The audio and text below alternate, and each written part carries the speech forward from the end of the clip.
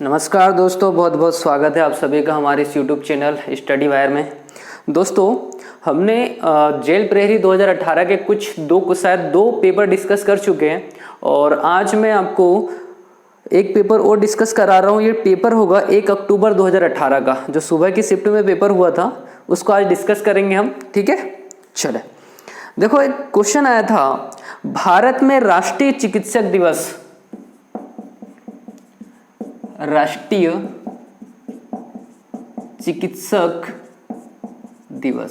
भारत में राष्ट्रीय चिकित्सक दिवस कब मनाया जाता है? तो ध्यान रखना, 1 जुलाई को मनाया जाता है। अच्छा, वास्तव में क्वेश्चन ये नहीं है राष्ट्रीय चिकित्सक दिवस किसकी याद में मनाया जाता है, ये क्वेश्चन था। तो एक व्यक्ति जिनका नाम है विधान चंद्र राय, नाम सुना आप लोगों ने? विधान चंद्र रॉय, आपने इनका नाम सुना होगा जब आपने कभी भारत रत्न पढ़ा होगा। क्या? भारत रत्न पढ़े होंगे तब आपने पढ़ा होगा विधान चंद्र राय, क्योंकि इन्हें भारत रत्न मिला है भाई 1961 में। ठीक है, ये भारत के एक स्वतंत्रता सेनानी। और दूसरी बात यह कि हम राष्ट्रीय चिकित्सक दिवस इनकी याद में मना रहे हैं, इसका मतलब क्या हुआ? साथ ही में चिकित्सक भी रहे होंगे। चिकित्सक तो 2 खूबियां थी भाई इनमें। क्या थी? स्वतंत्रता सेनानी भी थे और क्या थे? चिकित्सक थे। और जो विधान चंद्र राय है, ये पश्चिम बंगाल से बिलोंग करते हैं। कहां से? पश्चिम बंगाल से। याद रखोगे? ठीक है। और दूसरी बात याद रखना कि जो विधान चंद्र राय है, ये पश्चिम बंगाल के सेकंड सीएम भी थे। ठीक है, पश्चिम बंगाल के सेकंड सीएम कौन थे भाई? विधान चंद्र राय। याद रखोगे। और राष्ट्रीय चिकित्सक दिवस कब मनाया जाता है? तो आपका आंसर आ जाएगा 1 जुलाई को। ठीक है, समझ में आ गया? अच्छा, 1 जुलाई को एसबीआई स्थापना दिवस भी मनाते हैं। 1 जुलाई को क्या मनाते हैं? एसबीआई स्थापना दिवस भी मनाते हैं। चीजें समझ में आ गई? अच्छा, 11 जुलाई को क्या मनाया जाता है? 11 जुलाई को मनाते हैं हम क्या भाई? जनसंख्या दिवस। ठीक है, चले। तो इतनी चीज याद रखोगे विधान चंद्र राय के बारे में। इन्हीं की याद में राष्ट्रीय चिकित्सक दिवस मनाया जाता है। कब मनाया जाता है? 1 जुलाई को। ठीक है, और 1 जुलाई को एसबीआई स्थापना दिवस भी मनाते हैं। पता ना एसबीआई की स्थापना कब हुई थी भाई? 1955 में स्थापना हो गई थी और 56 में राष्ट्रीयकरण हो गया था, है ना? 56 में क्या हो गया था? राष्ट्रीयकरण। जो मैं कभी आपको एसबीआई के ऊपर हिस्ट्री बता दूंगा, अभी इन चीजों को समझो। विधान चंद्र राय कौन है? पश्चिम बंगाल के सेकंड सीएम भी रहे थे, स्वतंत्रता सेनानी, चिकित्सक थे। ये भारत रत्न प्राप्त किया था भाई इन्होंने 1961 में। ठीक है, और भारत रत्न की शुरुआत कब हुई थी? 1954 में। अच्छा, चलो ये बताओ, भारत रत्न में कितनी राशि दी जाती है? राशि बतानी है आपको। भारत रत्न में कितनी राशि दी जाती है? और एक चीज याद रखना, जो भी व्यक्ति भारत रत्न प्राप्त कर लेता, ध्यान रखना, वो जब आप संविधान पढ़ोगे और संविधान में पदाधिकारियों का पदानुक्रम पढ़ोगे तो ध्यान रखना, भारत रत्न प्राप्त करता पदाधिकारियों के पदानुक्रम में 7A में आता है। ठीक है, कभी आप पढ़ोगे तो ये चीज पढ़ने को मिलेंगी आपको। ठीक है, तो 1954 से भारत रत्न की शुरुआत हुई थी। आपको बताना भारत रत्न में राशि कितनी दी जाती। समझ में आ रहा है? इतनी चीजें क्लियर है? तो राष्ट्रीय चिकित्सक दिवस किनकी याद में मनाया जा रहा है भाई? विधान चंद्र राय की याद में। ठीक है, मिटा दे इतनी चीज। अच्छा, जितनी भी चीज मैं बता रहा हूं, जो नहीं पता बिल्कुल नोट करते चलना भाई आप लोग। ठीक है, चलो आगे पढ़ते हैं। अच्छा, चलो एक और क्वेश्चन है। देखो, पश्चिम बंगाल के वर्तमान में जो सीएम है, जिनका नाम क्या है? ममता बनर्जी। ठीक है, आपको बताना है कि जो ममता बनर्जी है, ये किस पार्टी से संबंधित है? इनकी पार्टी का नाम क्या है? क्वेश्चन समझ में आया? चले आगे पढ़े भाई। देखो, सेकंड क्वेश्चन है, भारत छोड़ो संकल्प, मतलब सीधा सीधा है भारत छोड़ो आंदोलन। भारत छोड़ो आंदोलन की बात कर रहे हैं। कब शुरुआत हुई थी भाई भारत छोड़ो आंदोलन की?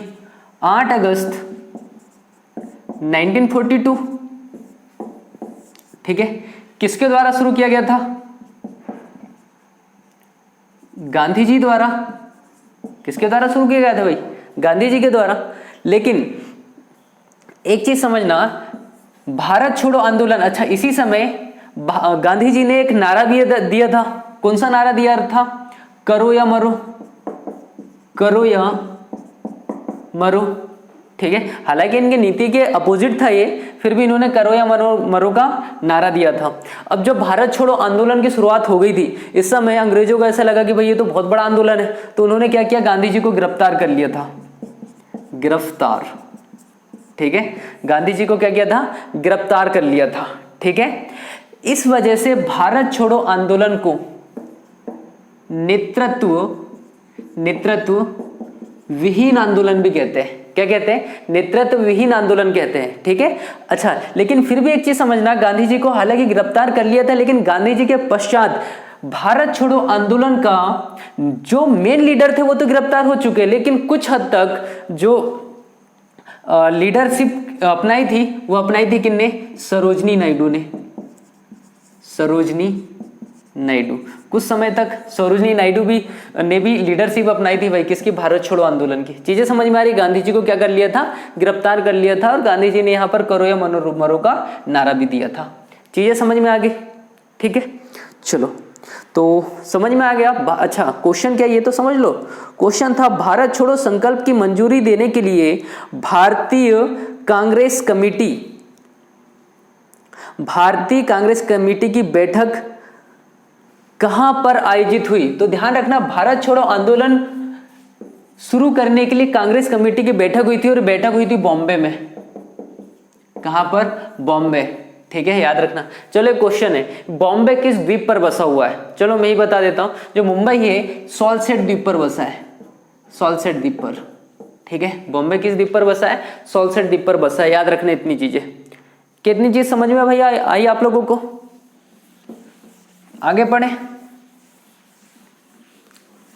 चलो अगला क्वेश्चन देखो। अगला क्वेश्चन है अपना, कृत्रिम बारिश कराने के लिए किस रसायन का प्रयोग किया जाता है। जब कृत्रिम बारिश की बात करोगे तो ध्यान रखना, सिल्वर आयोडाइड का प्रयोग करते हैं भाई जब हम कृत्रिम बारिश कराते हैं, लेकिन कृत्रिम बारिश कराना अनुचित माना जाता है। ठीक है, तो सिल्वर आयोडाइड की सहायता से हम क्या करते हैं, तो याद रखना कृत्रिम बारिश कराते हैं। ठीक है, अच्छा चलो एक छोटा सा क्वेश्चन है, भारत में सर्वप्रथम वर्षा कहां होती है। क्वेश्चन समझ में आया क्या है, भारत के किस क्षेत्र में सबसे पहले वर्षा होती है, और भारत में पहली वर्षा को क्या कहा जाता है। क्वेश्चन समझ में आ रहा है क्या है, इन क्वेश्चनों के आंसर बताएंगे आप लोग। अगला क्वेश्चन है, राष्ट्रीय ग्रामीण पेयजल कार्यक्रम योजना किसके द्वारा शुरू की गई। राष्ट्रीय ग्रामीण पेयजल कार्यक्रम, सीधी सी बात है, राष्ट्रीय ग्रामीण पेयजल कार्यक्रम है ना, तो पेयजल और स्वच्छता मंत्रालय ही शुरू करेगा, है ना। छोटा सा क्वेश्चन था, ये आप आसानी से बता सकते थे। अगला क्वेश्चन है, मध्य प्रदेश के निम्नलिखित में से किस शहर को केंद्रीय मंत्रिमंडल ने राष्ट्रीय design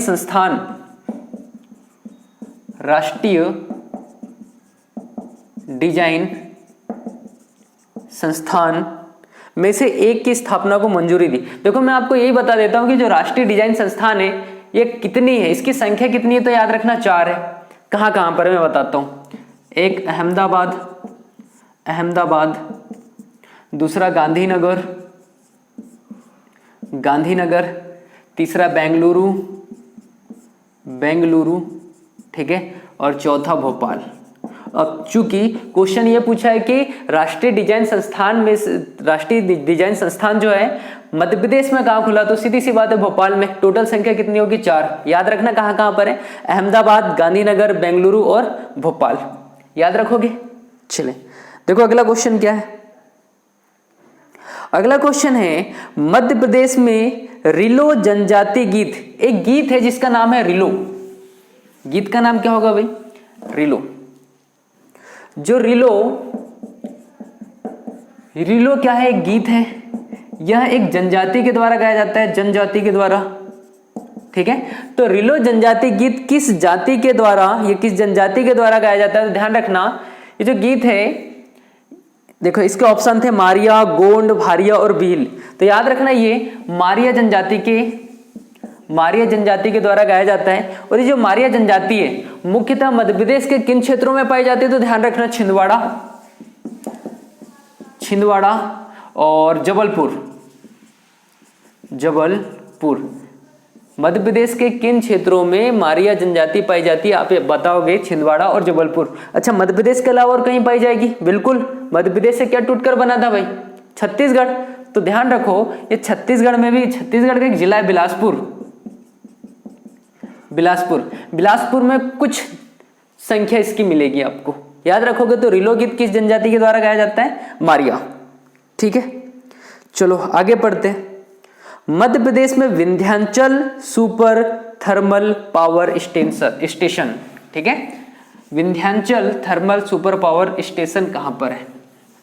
Vindhyachal super thermal power station, Vindhyachal super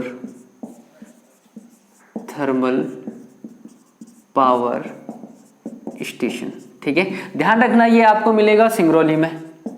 कहाँ मिलेगा? सिंगरौली में। पता है ना मध्य प्रदेश का सबसे पूर्वी जिला कौन सा है? सिंगरौली। और पश्चिमी कौन सा भाई? अलीराजपुर। अरे है कि नहीं? ठीक है, तो सबसे पूर्वी जिला क्या हो गया? सिंगरौली। तो Vindhyachal super thermal power station Singrauli में। अच्छा, सिंगरौली की स्थापना कब हुई थी भाई? 2008 में। लेकिन अगर क्वेश्चन आ गया Vindhyachal super thermal power station ये कब बना, तो ध्यान रखना इसकी स्थापना 1982 में हो गई थी, लेकिन 1987 से इसने उत्पादन कार्य शुरू किया है। समझ में आ रहा है ना? स्थापना कब हो गई भाई? 1982 में, लेकिन उत्पादन कार्य कब से शुरू किया? तो 1987 में। ठीक है, और जो Vindhyachal super thermal power station है ये एनटीपीसी के अधीन है। NTPC national thermal power corporation, ठीक है, नेशनल थर्मल पावर कॉर्पोरेशन के अंतर्गत कार्य करता है Vindhyachal super thermal power station. याद रखोगे कितनी सी चीज। आगे पढ़े, देखो अगला क्वेश्चन क्या था। अगला क्वेश्चन है निम्नलिखित में से किस उद्देश्य के लिए संबल योजना शुरू की गई थी? कौन सी योजना भाई? संबल योजना। तो संबल योजना आपको पता होगा, ये तो लगभग सभी को पता होगा। संबल योजना ये कमलनाथ सरकार जब थी तो संबल योजना इन्होंने शुरू की थी, और ये बिजली बिल से संबंधित थी। बिजली बिल भुगतान से, है ना, बिजली बिल भुगतान से संबंधित है। आपको पता होगा कि बहुत सारे ग्रामीण परिवार में जो गरीबी रेखा से नीचे जीवन यापन करते हो, उनके घर में 200 रुपए से अधिक बिजली बिल कभी नहीं आएगा। उससे कम आता है लेकिन ज्यादा नहीं आ सकता। ठीक है, तो संबल योजना मध्य प्रदेश सरकार की और किससे संबंधित है? बिजली बिल भुगतान से संबंधित। याद रखोगे भाई इतनी चीज। चलो अगला क्वेश्चन देखो।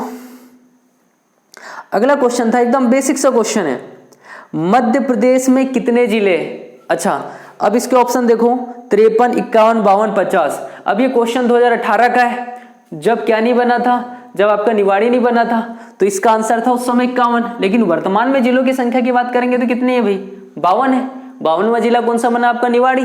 1 अक्टूबर 2018 को किससे टूटकर बना था? टीकमगढ़ से। चले अगला क्वेश्चन देखो। एक व्यक्ति है भारतीय एथलीट तेजिंदर पाल सिंह, नाम क्या है भाई?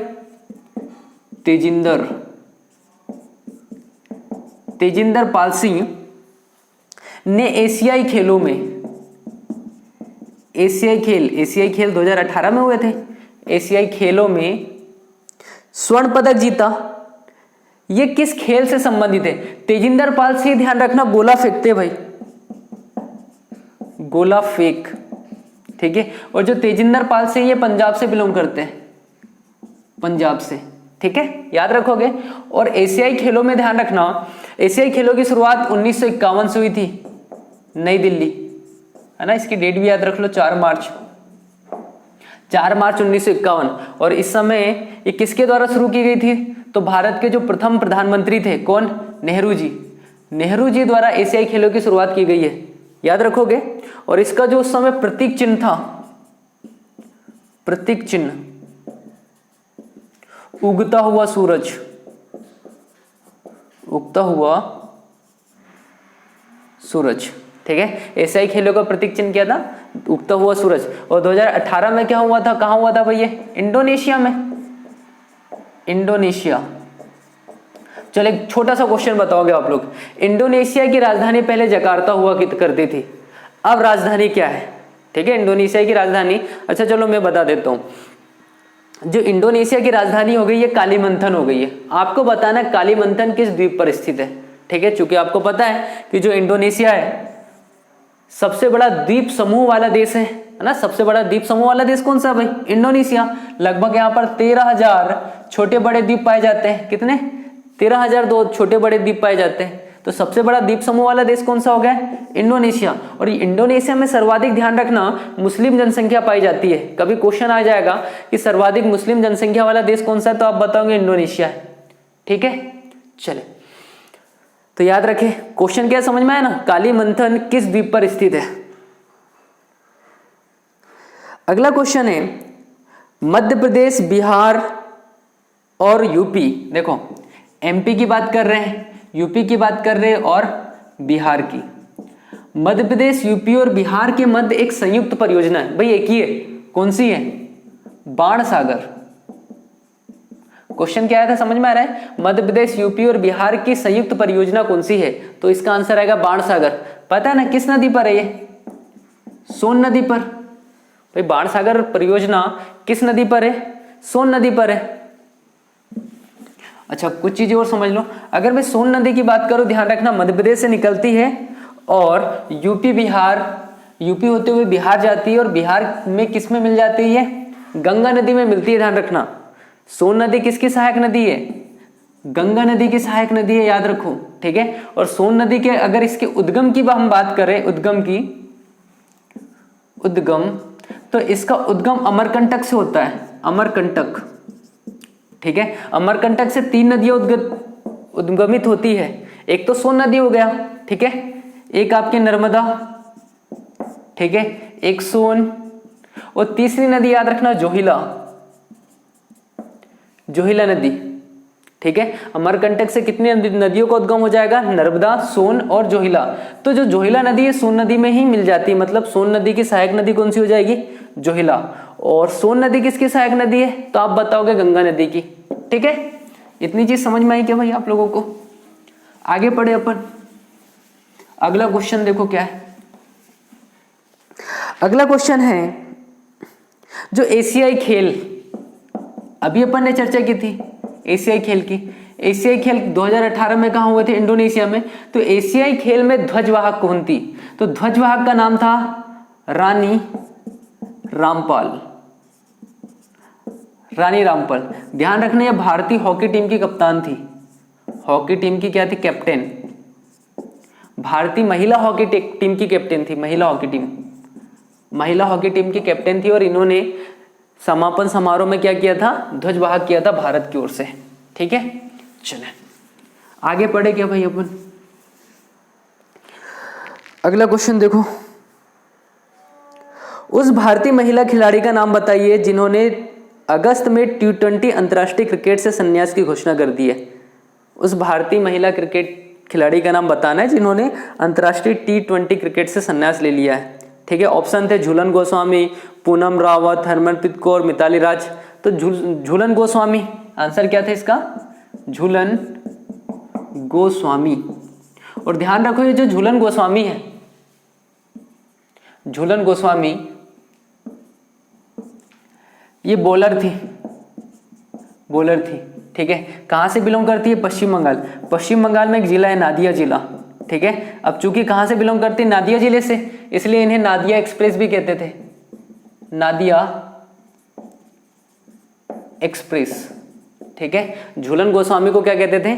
नादिया एक्सप्रेस। याद रखोगे, है ना। और ध्यान रखना, वनडे क्रिकेट में सर्वाधिक विकेट लेने वाले भी खिलाड़ी, भाई 200 प्लस विकेट लिए ना उन्हें। वनडे क्रिकेट में सर्वाधिक विकेट लेने वाली महिला खिलाड़ी का नाम क्या है? तो आप बताओगे झूलन गोस्वामी। कहां से बिलोंग करती? पश्चिम बंगाल से। ठीक है, चलो आगे पढ़ते भाई अपन। अगला क्वेश्चन है, उस भारतीय वैज्ञानिक का नाम बताना है जो DRDO के अध्यक्ष हैं। DRDO, ठीक है, डिफेंस रिसर्च डेवलपमेंट ऑर्गेनाइजेशन। पूरा नाम क्या होगा भाई? Defence research development organisation. जो इसकी स्थापना 1958 में हुई थी। कब हुई थी? 1958 में। अगर इसके मैं हेडक्वार्टर की बात करूं तो ध्यान रखना नई दिल्ली में। इसके अध्यक्ष पूछा गया, उस समय भी वही थे जो वर्तमान में जी सतीश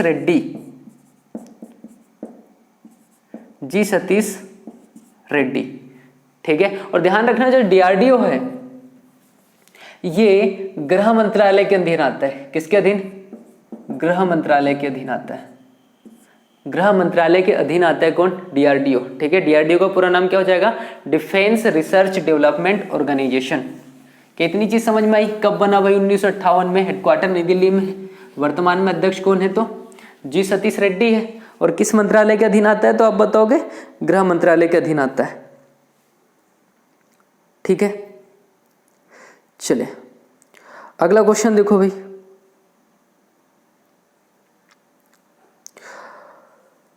अगला क्वेश्चन था, अच्छा कुछ क्वेश्चन करेंट के उस समय के करेंट के क्वेश्चन हमें नहीं आएंगे, ठीक है, तो उन्हें अपन पढ़ते भी नहीं है। चलिए अगला क्वेश्चन देखो क्या है। किस भारतीय शहर द्वारा अंतर्राष्ट्रीय उड्डयन शिखर सम्मेलन 2018 का आयोजन किया गया? यह भी करेंट का क्वेश्चन है, उस समय नई दिल्ली में हुआ था, कोई मतलब नहीं है। अगला क्वेश्चन देखो, मध्य प्रदेश में प्रसाद योजना, देखो प्रसाद योजना के तहत 4 क्षेत्र शामिल किए गए। प्रसाद योजना ये केंद्र सरकार की योजना है, प्रसाद योजना। इसमें देखो कौन कौन से क्षेत्र आते हैं, ठीक है। यूके के 2 है, यूके के 2 मतलब उत्तराखंड के 2। एक होता है आपका यमुनोत्री, एक होता है गंगोत्री, ठीक है। एक होता है पारसनाथ, ठीक है। ये पारसनाथ कहाँ का है? ये आपका झारखंड का है, ठीक है। और एक एमपी का है, एमपी का होता है अमरकंटक, ठीक है। तो क्वेश्चन क्या है समझो। क्वेश्चन था प्रसाद योजना के तहत विकास के लिए मध्य प्रदेश का कौन सा शहर चुना गया, ठीक है। तो ध्यान रखना अमरकंटक चुना गया था। ये क्वेश्चन उस समय जब आया था, तो ध्यान रखना आयोग ने इसका आंसर गलत बताया है। इसका आंसर बताया था ओमकारेश्वर, लेकिन इसका आंसर क्या है? अमरकंटक है, याद रखो, ठीक है। अगला क्वेश्चन और अंतिम क्वेश्चन क्या देखो, किस नदी को मध्य प्रदेश की जीवन रेखा कहा जाता है? एकदम बेसिक सा क्वेश्चन है। मध्य प्रदेश की जीवन रेखा है भाई नर्मदा नदी, ठीक है। मध्य प्रदेश की जीवन रेखा किसे कहते हैं? नर्मदा नदी को, ठीक है। अच्छा चलो एक बेसिक सा क्वेश्चन पूछ रहा हूं, मध्य प्रदेश के कितने जिलों से नर्मदा नदी गुजरती है? क्वेश्चन समझ में आया? मध्य प्रदेश के कितने जिलों से नर्मदा नदी गुजरती है, ठीक है, ये बताइएगा भाई आप लोग, ठीक। तो ये था भाई 1 अक्टूबर 2018 का पेपर, ठीक है, पहले शिफ्ट का। कैसा लगा आप लोगों को कमेंट करके बताएं। बाकी मिलते हैं कल। जय हिंद।